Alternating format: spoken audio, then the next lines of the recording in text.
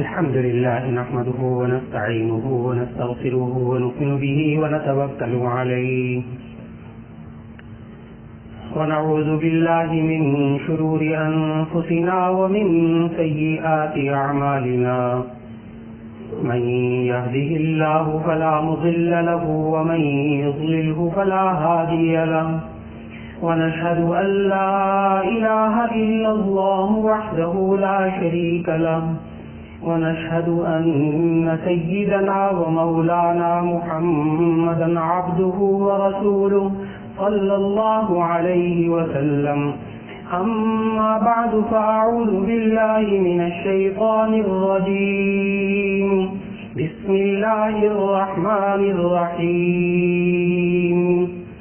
المال والبنون زينة الحياة الدنيا والباقيات الصالحات خير عند ربك ثوابا وخير أملا.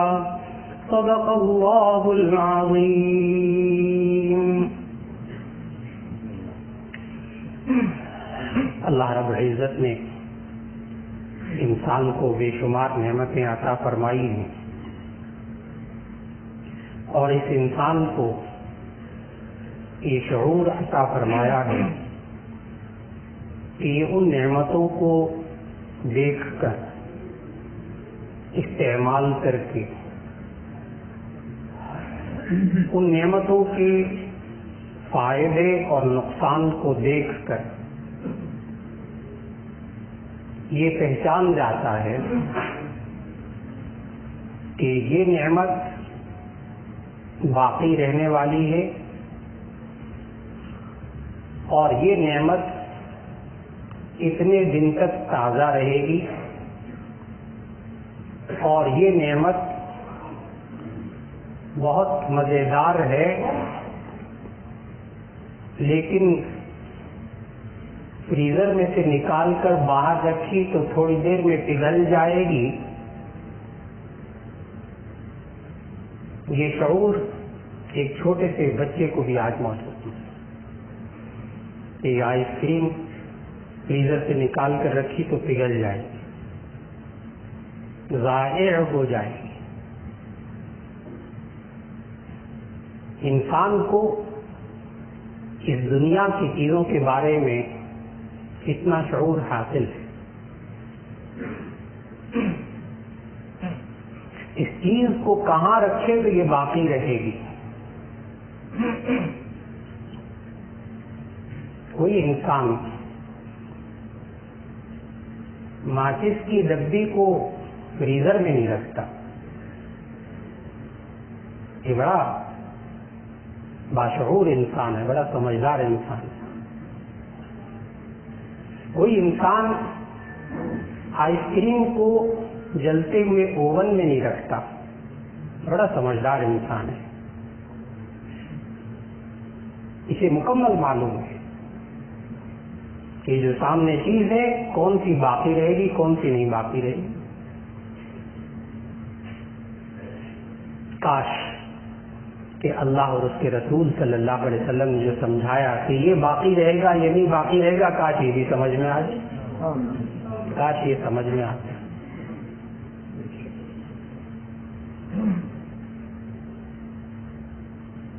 یہ زندگی برف کی طرح پگھل رہی ہے. حضرت میرے شیخ اس پر ایک شعر سناتے ہوتے ہیں, بڑا مزہ لے کر. میں اس انداز میں وہ سنا نہیں سکتا, حضرت گزارش کروں گا کہ اپنے بیان میں وہ کہ زندگی کس طرح برف کی طرح کم ہوتی ہے, پگھلتی ہے. کاش انسان کو سمجھ آ جائے, کاش انسان کو سمجھ آ جائے. اس انسان کو ان نعمتوں کے بارے میں بہت اچھی طرح پتا ہے. میں یہ کھاؤں گا تو ایسا ہو جائے گا,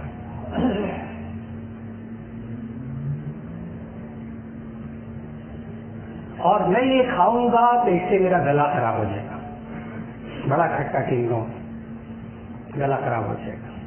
یہ مالٹا موسمی بہت ہی میٹھی, بہت مفید ہے میرے لیے. یہ انسان آج کن چیزوں کے بارے میں بہت اچھی طرح جانتا ہے کہ مجھے کھا کر کیا ملے گا، مجھے یہ حاصل کر کے کیا ملے گا، کیا ملے گا مجھے۔ جب انسان کو یقین ہو جاتا ہے اس بات کا کہ مجھے کیا ملے گا، پھر انسان وہ کھاتا بھی ہے، وہ کماتا بھی ہے، اس کو حاصل کرنے کی کوشش بھی کرتا ہے، اپنی زندگی لگا دیتا ہے اس چیز کو حاصل کرنے کے لیے جس سے معلوم ہوتا ہے کہ اس سے فائدہ ہوگا۔ 20 سال لگا دیے میڈیکل کی تعلیم حاصل کرنے کے لیے کہ میں ڈاکٹر بنوں گا، اس سے خلق خدا کو فائدہ پہنچاؤں، 20 سال لگا دیے۔ کاش کہ اس کو یہ معلوم ہو جائے کہ اگر میں قرآن اور حدیث پڑھ لوں گا تو مجھے کیا ملے گا، کاش اسے یہ معلوم ہو جائے کہ میں نماز پڑھوں گا تو مجھے کیا ملے گا۔ اللہ رب العزت نے انسان کو سمجھایا کہ کس چیز کا فائدہ ہے، کس چیز کا نقصان ہے۔ بہت آسان سی بات، کوئی لمبی چوڑی فہرست نہیں، بہت آسان سی بات۔ یہ انسان اللہ اور اس کے رسول صلی اللہ علیہ وسلم کی اطاعت کرے گا تو اس پر اللہ اجر و ثواب عطا فرمائے گا، اور اگر یہ انسان اللہ اور اس کے رسول صلی اللہ علیہ وسلم کے احکام کی خلاف ورزی کرے گا تو اسے گناہ ہوگا۔ بہت آسان سی بات ہے، لیکن اللہ تعالیٰ نے ان دونوں چیزوں کا بدلہ دینے کے لیے معیار الگ الگ رکھا ہے، بالکل مختلف۔ نیکی کے لیے الگ معیار ہے، گناہ کے لیے بالکل الگ معیار ہے۔ آپ حیران ہوں گے، بالکل ہی مختلف۔ اور یہ وہ ارحم الراحمین ذات ہی یہ معیار رکھ سکتی تھی۔ یہ انسان صرف نیکی کا ارادہ کرتا ہے، اس کو اللہ تعالیٰ اس نیک کام کا ثواب دے دیتے، صرف ارادہ۔ معاشرے میں بعض حضرات ہوتے ہیں، وہ کہتے ہیں اچھا پھر مولانا پھر ارادے سے گزارا کرنے کرے تو نہ پھر، لیکن وہ بیچارے وہ ہوتے ہیں جن کو نا پورا فارمولہ معلوم نہیں ہوتا دین کا۔ جن لوگوں کو پورا فارمولہ معلوم ہوتا ہے ان کی زبان کے الفاظ نہیں آتے۔ پورا فارمولہ جو عرض کرنے لگا، صرف ارادہ کر لے تو اس عمل کا ثواب مل جاتا ہے، طلب پیدا ہو جائے ثواب مل جائے گا۔ ابھی کیا نہیں ہے۔ نبی صلی اللہ علیہ وسلم کے سامنے ایسی کیفیات سامنے آئی کہ بات صحابہ نے عرض کر دیا، ذهبت دثور بالاجور، یہ مالدار لوگ سارا ثواب لے گئے۔ ہم نماز پڑھتے ہیں، یہ بھی نماز پڑھتے ہیں، ہم روزہ رکھتے ہیں، یہ بھی روزہ رکھتے ہیں، ہم نیک اعمال جو کرتے ہیں وہ یہ بھی کرتے ہیں، لیکن ان کے پاس مال ہے، یہ وہ کام کرتے ہیں زکوٰۃ، صدقات، حج، عمرے، مال نہ ہونے کی وجہ سے ہم نہیں کر سکتے۔ اگر ہمارے پاس بھی مال ہوتا ہم بھی یہ کام کرتے۔ بس اتنی کہنے کی دیر تھی کہ اگر ہمارے پاس مال ہوتا تو ہم بھی یہ کام کرتے۔ نبی صلی اللہ علیہ وسلم نے فرمایا ان تمام اعمال کا ثواب آپ کو مل گیا۔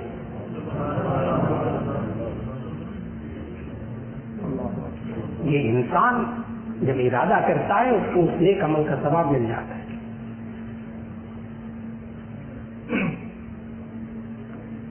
یہ انسان کسی کو صرف اچھا راستہ دکھاتا ہے، نیکی کا راستہ، نماز پڑھنے کا راستہ، سچ بولنے کا راستہ، حلال کمانے کا راستہ، کچھ کیا نہیں ہے آپ نے، صرف راستہ دکھایا ہے۔ ان مشائخ سے وہ حدیث پڑھی ہے، آپ نے بھی پڑھی کہ الدال علی الخیر کفاعلہ، نیکی کی طرف رہنمائی کرنا، راستہ دکھانے والے کو اس نیک کام کرنے کے برابر ثواب ملتا ہے۔ ابھی کیا نہیں، صرف راستہ دکھایا۔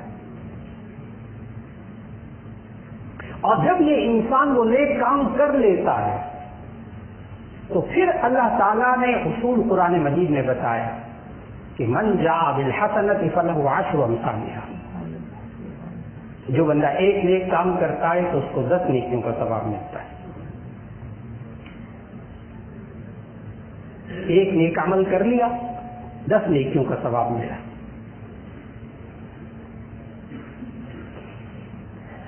سن لیا، ایمان لے آئے، انشاءاللہ آخرت میں ملے گا.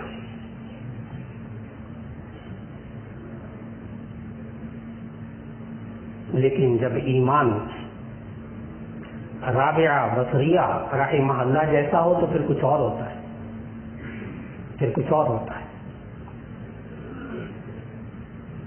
حضرت رابعہ بصریہ رحمہ اللہ، گھر میں مہمان آ گئے. اب مہمان موجود، گھر میں 2 روٹیاں موجود تھیں. کوئی مانگنے والا آیا، اس کو اٹھا کر 2 روٹیاں دے دی. مہمانوں کے دل سے بھی بوجھ تھوڑا سا ہوا کہ مہمانوں کا اکرام بھی تو کرنا چاہیے. اٹھا کر وہ بھی دے دی روٹی فقیر کو. خیر تھوڑی دیر بعد دروازہ کھٹکا تو کوئی خادمہ کسی کی وہ روٹیاں لے کر آئی. تو حضرت رابعہ بصریہ نے گن کر کہا یہ میرے لیے نہیں آئی، لے جاؤ. پھر تھوڑی دیر بعد آئی تو وہ مالکہ کے پاس گئی، جا کر کہا کہ وہ گنی ہے، اور گن کر کہا نہیں میرے لیے نہیں آئی. انہوں نے تھوڑی سی اور ڈال دی. پھر آئی، لکھا ہے کہ پھر انہوں نے گنی، پھر کہا نہیں یہ میرے لیے نہیں آئی. چند مرتبہ ایسا ہوا، آخر وہ چند روٹیاں ڈالتی رہی. ایک دفعہ پھر گنیا. جب گنی تو کہ ہاں یہ میرے لیے آئی. اب وہ مہمان جو گھر میں بیٹھے ہوئے تھے انہوں نے بھی کہا یا تو اتنا تصوف تھا، اتنا تقویٰ تھا کہ وہ 2 روٹیاں بھی اٹھا کر دے دی تھی، یا اتنی لالچ کہ ڈھیر روٹیوں کا آ رہا ہے پھر گن رہی ہے، اور جب زیادہ ڈھیر آیا تو پھر لے لیا. مہمانوں سے نہیں چپ رہا گیا کہ یہ کیا مسئلہ ہے. رابعہ بصریہ کا جواب سننے والا ہے. رابعہ بصریہ نے کہا یہ راز تم نے کھلوا دیا. اصل میں میرے اللہ نے قرآن مجید میں یہ کہا ہے، وہی جو آیت آپ نے سنی تھی کہ من جاء بالحسنۃ فلہ عشر امثالھا، کہ جو بندہ نیک کام کرتا ہے اللہ اس کو 10 نیکیوں کے برابر ثواب دیتا ہے. میں نے 2 روٹیاں دی تھی، 20 آنی چاہیے تھی، پہلے کم آ رہی تھی. اگر ایمان بن جائے تو، اگر ایمان بن جائے تو پھر دنیا میں بھی اللہ آنکھوں سے دکھاتا ہے، پھر اللہ دنیا میں بھی آنکھوں سے دکھاتا ہے. بعض اعمال کا اثر اللہ تعالیٰ دنیا میں بھی انسان کو دکھاتا ہے. کاش انسان کا یقین بن جائے. یہ انسان سوچے تھوڑا سا کہ نبی صلی اللہ علیہ وسلم نے فرمایا آج ہر انسان چاہتا ہے میری عمر لمبی ہو جائے، ہر انسان چاہتا ہے میرے مال میں اضافہ ہو جائے. بہت اچھی بات، کوئی بری بات نہیں، بشرطے کہ وہ اللہ اور اس کے رسول صلی اللہ علیہ وسلم کے حکم کے مطابق پھر اس کو حاصل کرے. لیکن اللہ کے رسول صلی اللہ علیہ وسلم نے فرمایا من احب ان يبسط له في رزقه وينسع له في عسره فليصل رحمه او كما قال علیہ الصلوۃ والسلام. جو شخص یہ پسند کرتا ہے کہ اس کی عمر میں اضافہ ہو، اس کے مال میں اضافہ ہو، اسے چاہیے وہ صلہ رحمی کرے. صلہ رحمی کیجیے. اس عمل کا اثر یہ ظاہر ہوگا کہ اللہ تعالیٰ عمر میں بھی اضافہ کرے گا، مال میں بھی اضافہ کرے گا. کہاں؟ آخرت میں، زندگی میں. بہت سیدھی سی بات، ظاہر ہے زندگی میں. آخرت میں ثواب ملے گا صلہ رحمی کا. زندگی میں اللہ مال میں بھی اضافہ کرے گا، عمر میں بھی اضافہ کرے گا. کاش انسان کا یقین بن جائے کہ ملتا کیا ہے، واقعی ملتا ہے. بعض محدثین نے تو یہ لکھا، علماء مشائخ موجود الحمدللہ، کہ اس سے مراد یہ ہے کہ اللہ خیر و برکت دے دیتا ہے. لیکن بعض محدثین نے تو بہت کھل کر لکھا کہ نہیں، اللہ تعالیٰ عمر میں اضافہ کرتا ہے، مال میں اضافہ کرتا ہے. پھر وہ ایک سوال آتا ہے ذہن میں کہ جی عمر تو لکھی گئی تقدیر میں، اضافہ کہاں سے ہوگا مولانا؟ عمر جو ہے وہ تو لکھی جا چکی ہے، رزق لکھا جا چکا ہے، اضافہ کہاں سے ہوگا؟ تو اس محدث نے عجیب جواب دیا، بڑا مشکل سوال ہے۔ محدث نے عجیب جواب دیا، کہنے لگے یہ بات کہ یہ شخص صلہ رحمی کرے گا اور اس کی عمر میں اضافہ کر دیا جائے، اس کے رزق میں اضافہ کر دیا جائے، یہ بات بھی پہلے سے تقدیر میں لکھی ہوئی تھی، یہ بات بھی پہلے سے تقدیر میں لکھی تھی۔ یہ صلہ رحمی کرے گا، یہ رشتہ داروں کو جوڑے گا، یہ رشتہ داروں کو کھانا کھلائے گا، یہ رشتہ داروں کے کام آئے گا، اللہ اس کی عمر میں اضافہ کر دے گا، اللہ اس کے رزق میں اضافہ کر دے گا۔ کاش ہمیں رزق میں اضافہ کرنے کے، عمر میں اضافہ کرنے کے طریقے سمجھ میں آ جائے، کاش سمجھ میں آ جائے۔ دیتا کیا ہے اللہ؟ جو اللہ نے باتیں سمجھائیں، یہ تو نیکی کے بارے میں تھا کہ نیک کام انسان کرے تو ایسی صورت میں اللہ تعالیٰ اس کو 10 نیکیوں کے برابر ثواب دیتا ہے، اور اس کو کئی گنا بڑھا بھی دیتا ہے۔ کاش انسان کو اللہ تعالیٰ کی بتائی ہوئی مثال سمجھ میں آ جائے۔ عجیب سی بات ہے کہ ہماری آنکھوں کے سامنے وہی بات جو اللہ نے مثال دے کر سمجھائی ہے سینکڑوں دفعہ ہوتی ہے، سینکڑوں دفعہ، کوئی اجنبی مثال نہیں، کوئی اجنبی مثال نہیں۔ کاش معاشرے کے افراد کو سمجھ میں آ جائے۔ مثل الذین ينفقون اموالهم في سبيل الله كمثل حبة انبتت 7 سنابل في كل سنبلة 100 حبة۔ وہ شخص کہ جو اللہ کے راہ میں خرچ کرتا ہے، کمثل حبۃ، اس گندم کے دانے کی طرح ہے جس کو آپ ایک دانہ بیجتے ہیں، اس میں سے ایک پودا اگتا ہے۔ انبتت 7 سنابل في كل سنبلة 100 حبة، اس میں 7 بالیاں اگتی ہیں، ہر بالی کے اندر 100 دانے ہوتے ہیں۔ ایک دانہ آپ زمین میں ڈالتے ہیں، اپنی آنکھوں سے دیکھتے ہیں کہ اللہ اس میں اس زندگی کے اندر 700 دانے کو نکال کر دکھاتا ہے۔ اللہ کہتا ہے اسی طرح میں اجر و ثواب بڑھاتا ہوں۔ یہ وہ مثالیں جو انسان اپنی آنکھوں سے دیکھتا ہے۔ 1 پیسہ خرچ کرتا ہے، 1 روپیہ خرچ کرتا ہے، اللہ اس کو 700 روپے کا ثواب عطا فرما رہا۔ اور اگر کوئی اس جیسی خوبصورت مسجد بنا کے چلا جائے تو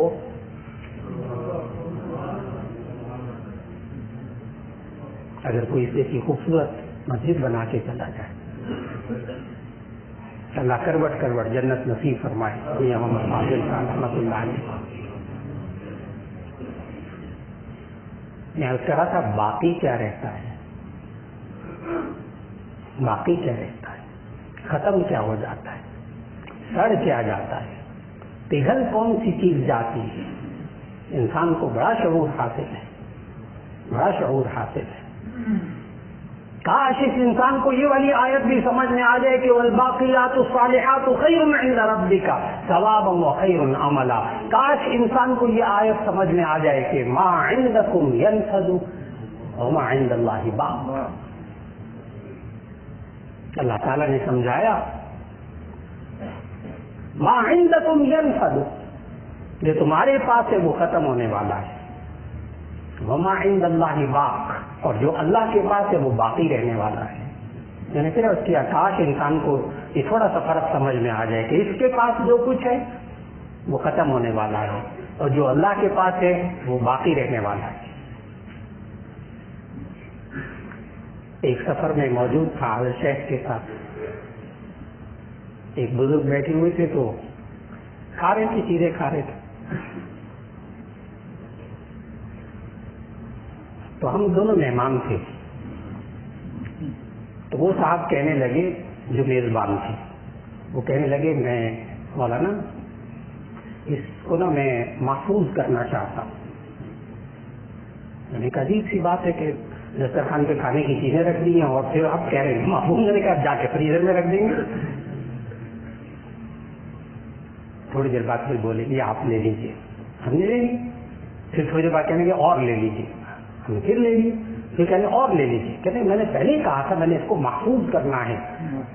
جب اللہ نے یوں کہا ہے کہ ما عندکم ینفد وما عند اللہ باق، جو تمہارے پاس ہے وہ ختم ہونے والا ہے، جو اللہ کے پاس ہے وہ باقی رہنے والا ہے. جب میں آپ کو یہ سارا مہمانوں کو ہدیہ کر دوں گا تو ایسی صورت میں سارا اللہ کے پاس محفوظ ہو جائے گا. کاش ہمیں دسترخوان پر بیٹھ کر یہ والا جملہ سمجھ میں آ جائے. پھر اچھی والی بوٹی ہماری تھالی میں نہیں جائے گی، پھر صاف والی تھالی میں جائے گی. پھر وہ صاف والی تھالی میں جائے گی، کیونکہ اس کو سمجھ میں آ گیا کہ جو اللہ کے پاس ہوتا ہے وہ باقی رہنے والا ہوتا ہے. آج اپنی بہن کو میں دوں گا، اس کی مدد کروں گا، یہ اللہ کے پاس باقی رہے گا. آج میں اپنے بھائی کی مدد کروں گا، یہ اللہ کے پاس باقی رہے گا. آج میں اپنی ماں کا خیال رکھوں گا، یہ اللہ کے پاس باقی رہے گا. کاش انسان کو یہ خیال آ جائے کہ میں آج ایک مسجد بنا کر جاؤں گا، اس میں جتنے نمازی نماز پڑھتے رہیں گے میں دنیا سے چلا جاؤں گا، مجھے اس کا ثواب ملتا رہے گا. کاش انسان کا یقین بن جائے. اور اگر کوئی صاحب میں آپ ایسے تشریف فرماؤ جو یہ سوچنے لگے ہیں مولانا اتنا پیسہ کہاں سے لائیں، تو پھر بانی جامع شفیع حضرت مفتی حسن صاحب نور اللہ مرقدہ کا ایک جملہ ذہن میں رکھیے گا. پھر جامع شفیع کی مسجد بن رہی تھی، ان بزرگوں سے سنا. حضرت مفتی حسن صاحب کے صاحبزادے ہم سب کی شیخ موجود ہمارے سامنے، مضبوط گواہ موجود. جب مسجد جامع شفیع کی مسجد حسن بن رہی تھی تو اس وقت یہ والی باتیں لوگوں کے ذہن میں آ رہی تھی کہ ہمارے پاس ایسا نہیں تو کیا. اس پر حضرت مفتی حسن صاحب رحمۃ اللہ علیہ نے فرمایا تھا کہ اگر کوئی ایک اینٹ بھی مسجد میں لگا دے گا اپنی استطاعت کے مطابق، اللہ قادر ہے کہ اس کو پوری مسجد کے برابر ثواب عطا فرمائے. اپنی اپنی ہمت، اپنی اپنی ہمت. آج یہ انسان اس کو اگر سمجھ میں آ جائے کہ میں نے جو مال کمایا ہے میں اس کو محفوظ کرنا چاہتا ہوں، کاش یہ محفوظ کر لے اس طرح جس طرح اللہ نے سمجھایا، جس طرح اللہ نے سمجھایا. پھر یہ مخلوق خدا کی خدمت کر کے یہ یقین رکھے گا کہ میں نے اتنا مال اللہ کے پاس محفوظ کر دیا ہے، مخلوق کی خدمت کر کے. یہ انسان اللہ رب العزت اس کو یہ جو مال، یہ دولت، یہ اولاد جو اللہ نے دی ہے، اس کو بھی اگر باقی رکھنا ہو، اولاد کو بھی اپنے مرنے کے بعد، تو نبی صلی اللہ علیہ وسلم نے فرمایا کہ جو کوئی اپنی اولاد کی نیک تربیت کرتا ہے تو جب اس دنیا سے چلا جاتا ہے تو نیک اولاد کے اعمال اس کا ثواب اس بندے کو ملتا رہتا ہے، اس بندے کو ملتا رہتا ہے. اور اگر یہ اولاد قرآن پڑھے تو ایسی صورت میں صرف تلاوت کرتی ہے تو قبر کے اندر موجود اس شخص کا عذاب ختم ہو جاتا ہے.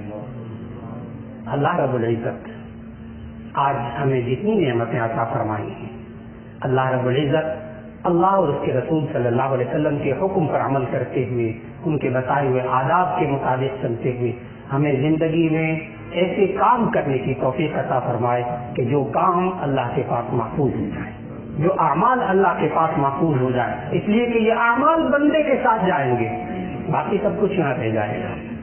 اللہ رب العزت ان بزرگوں نے جو کچھ سکھایا اور جو اب سکھائیں گے، اللہ تعالیٰ ایک ایک بات پر عمل کرنے کی توفیق عطا فرمائے. وآخر دعوانا الحمد للہ رب العالمین.